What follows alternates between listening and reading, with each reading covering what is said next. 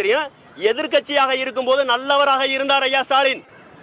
எதிர்கட்சியில நம்மளோட உட்கார்ந்து இருந்தார். இந்த வரிசையில எங்க போறாரு நடந்தா இங்க போற உட்கார்ந்தாரு.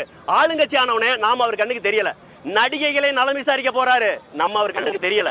அப்படின்னா என்ன அர்த்தம்னா வாக்குக்காக மட்டும்தான் நம்மகிட்ட பேசுறாங்களே தவிர நம்ம வாழ்க்கைக்காக பேசல. நாம உணரணும், இது நம்ம மண்ணு, நம்ம மக்கள், நம்ம உரிமை. நல்ல தலைவனை தேர்ந்தெடுக்கணும்.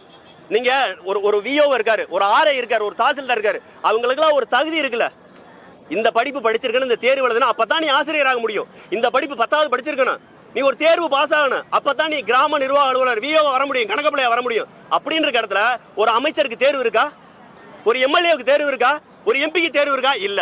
குறைந்தபட்சமாக நாம தேர்ந்தெடுக்கும் போது இவன் படிச்சவனா, இவன் நல்லவனா, இவன் இதுக்கு முன்னாடி தேர்தலில் போட்டிட்டானா, இவன் போட்டியிட்ட கட்சியில இவன் ஜெயிச்சு எம்எல்ஏ அமைச்சர் ஆயிருக்கானா, அப்படி ஆனா சொன்னதை சாதிச்சானா, சொன்னதை செஞ்சானா நாம பாக்குறதே இல்ல. ஒரு சேலை எடுக்க போறோம், ஒரு வேட்டி எடுக்க போறோம், போனதுமே எடுத்துட்டு வந்துருவோமா? இந்த வேட்டி நல்ல வேட்டியா, நல்ல சேலையா, கலர் பிடிச்சிருக்கா, காட்டனா, பாலி வாயிலா, வாயிலா எல்லாம் பாக்குறோம்ல. ஒரு சேலை எடுக்க 10 கடை ஏறி இறங்குற நாம நம்ம அடுத்த தலைமுறைக்கு தேவையான தலைவனை தேர்ந்தெடுக்கிறதுக்கு ஒரு தடவை கூட சிந்திக்கிறதே கிடையாது.